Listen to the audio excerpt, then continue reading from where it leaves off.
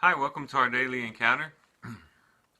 Yesterday we looked at what it means to be God's people, and we saw some 7 things that ought to be at play in our lives as we live out being God's people here on the earth. And it was more focused on us. Today we're going to look at what it means to be God's people, but from God's perspective and how God views that relationship. We find this in the book of Exodus in chapter 25, when we see God's heart's desire for his people. Keep in mind, this is the Israelites who God had brought out of Egyptian bondage into the wilderness to be his own people. He had redeemed them, he had bought them to be his own people. And this is what he says he wants. In Exodus 25 and verse 8, he says, "Let them construct a sanctuary for me, that I may dwell among them." When we're looking at what it means to be God's people from God's perspective, God is looking for a dwelling place. He's looking for people that he can dwell among. And this is why he wanted the Israelites to build this sanctuary, so that he could dwell with them and be with them. This thought continues on in the New Testament when we look at the church itself. In 2 Corinthians chapter 6, we see God's heart's desire to dwell with his people once again. In verse 16, he says, "For what agreement has the temple of God with idols? For we are the temple of the living God, just as God said, 'I will dwell in them and walk among them, and I will be their God, and they will be my people.'" Again, God wants his people, or he wants to dwell among his people. God is not the type of God who stands aloft, who is disconnected from those who follow him, but he's the type of God who is right in the midst of them. And he's right there in our presence. And so we get to experience that presence with us at all times. And so God's desire in the Old Testament was to dwell among his people. Same thing is true in the New Testament.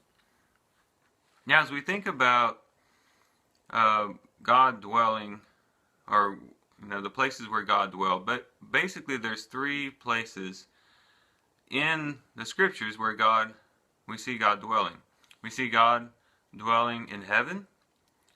We see God dwelling in the sanctuary, or the tabernacle that the people were about to build for him there.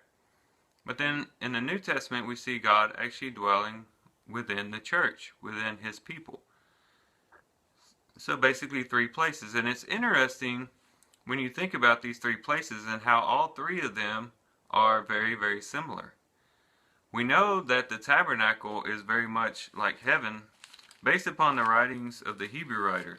In Hebrews chapter 8, the Hebrew writer tells us that the tabernacle was a copy and a shadow of heaven.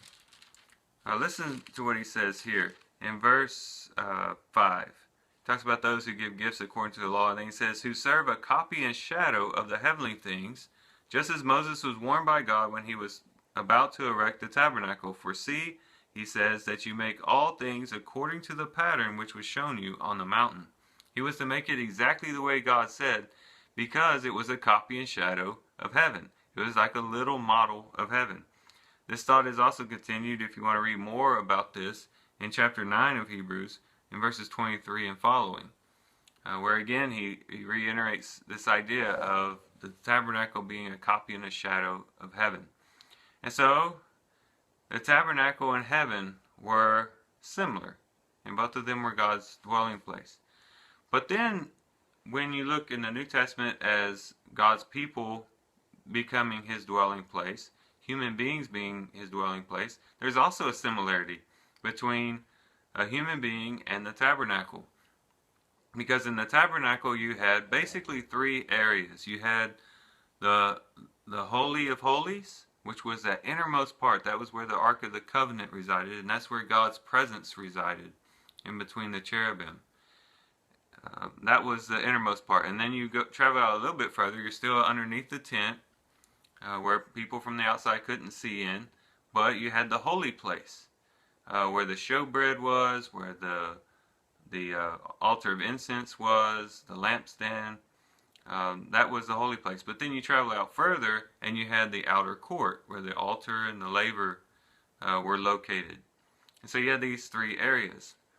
Well, when you look at humans, we also have basically three areas or three parts of us that make up a full human being. In 1 Thessalonians chapter 5 and verse 23, Paul talks about this. He says, now may the God of peace himself sanctify you entirely, and may your spirit and soul and body be preserved complete. So he says your spirit, soul, and body. And so the spirit is the most inner part. It would relate to the Holy of Holies. That's the place where, that's the deepest part of us, and that's the place where God dwells. Just as God dwelt between the cherubim and the Holy of Holies, so God dwells in our spirit. If you remember in the book of Ephesians, God talked about, or Paul said, may you be strengthened by the Spirit in your inner man. So he says that the Spirit is within the inner man, the innermost part of us, the Spirit. But then as you go out further, you have the soul. And that's where the mind, the emotions, the will is. It's the part that's connected with the flesh a little bit. It's the go-between between the spirit and the flesh. And that's the soul. And that relates to the holy place, which was still covered. People can't see into your mind, and it's still covered, but it's still there. And then you travel out further, and you have, of course, the body. That would relate to the outer court of the tabernacle that everybody could see. It was on public display. And of course, our bodies are open to display. That's what people see us, and that's how they recognize us. And so it's just interesting to me how human beings, the tabernacle, and heaven are all kind of constructed similarly, and they are all three dwelling places of God. But when we talk about like dwelling places of God or the presence of God, it's very important that we, I guess, specify what we mean by that. Because someone might be listening to this and thinking, wait a minute, I thought God's presence was everywhere. Doesn't Psalms 139 say, where can I flee from your spirit? Where can I go from your spirit? If I go here, you're there. If I go there, you're everywhere. Well, that is true. God is everywhere. He is what we call omnipresent. He is present everywhere. And that's what we could call his general presence. But there's also an aspect of his presence called his manifested presence. That's when God makes his presence known. We've already seen this on Mount Sinai, right? He manifested his presence on Mount Sinai with a consuming fire and the furnace and the smoke and the mountain shaking and all that. That was God manifesting his presence. And the best analogy that I can come up with to describe the difference between God's general presence and his manifested presence is air. If you think about it, air is everywhere. Generally speaking, everywhere you go on this earth, above water that is, you find air. And it's pretty much everywhere. Even if you don't see it, even if you don't smell it, even if you don't feel it, it's there. But then there are times in which air becomes manifested to us, or it shows itself present. And this would be like when a breeze blows, or when the wind blows. When you turn on the fan and you feel a breeze, that's the air being manifested. It's making itself known to you by blowing against your skin. And so you have the general air that's there, but then you have the manifested air that you can feel, that you can sense, that you know is there. And that's kind of the difference between God's general presence and his manifested presence. God is everywhere. Just because he showed up as a consuming fire on Mount Sinai didn't mean that he ceased to be in heaven or somewhere else on the earth. It's just that's where his presence was manifested. The same thing is true in our lives as individuals, as Christians. We have God's manifested presence. We don't contain all of God. Nothing can contain God. Remember when Solomon built the temple, there is no, and it was said, there is no temple that can contain God. And we don't contain all of God. But what we do have is God's manifested presence within us. That is, He makes known to us that He is there. This is what Jesus talks about in John chapter 14, when He's talking to His disciples right before His crucifixion. And this is what He says in verse 21. He says, "He who has my commandments and keeps them is the one who loves me. And he who loves me will be loved by my Father. And I will love him and will disclose myself to him." Disclose myself, or manifest myself to him. Judas, not Iscariot, said to him, "Lord, what then has happened that you are going to disclose yourself to us and not to the world?" And Jesus answered and said to him, "If anyone loves me, he will keep my word. And my Father will love him, and we will come to him and make our abode with him." And so by living in us, He is going to disclose Himself to us and make Himself known to us. And so, as far as experience goes, you say, well, how does He do that? Well, there might be several ways in which God discloses Himself to us and lets us know that His presence is there. But I would say the most common way in which God manifests Himself to us is just by that inner awareness of His presence. That inner sense of just knowing God is with me, knowing God is here. It's not always going to be overflowing feeling or a rushing wind like the apostles had. Sometimes it's just that quiet, subtle inner awareness that God is there.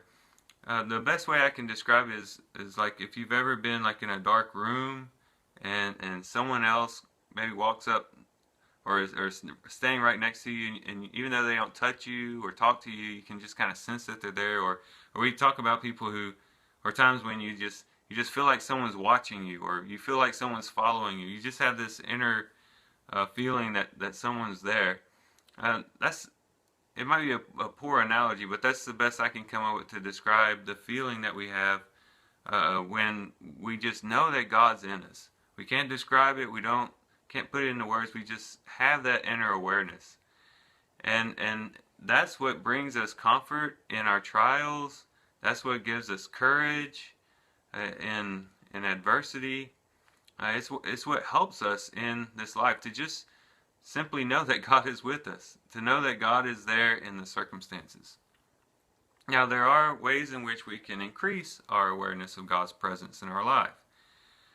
Obviously, if we're always concerned with trifles of this world, always distracted by cares and concerns of this world, we're going to really lose that inner sense.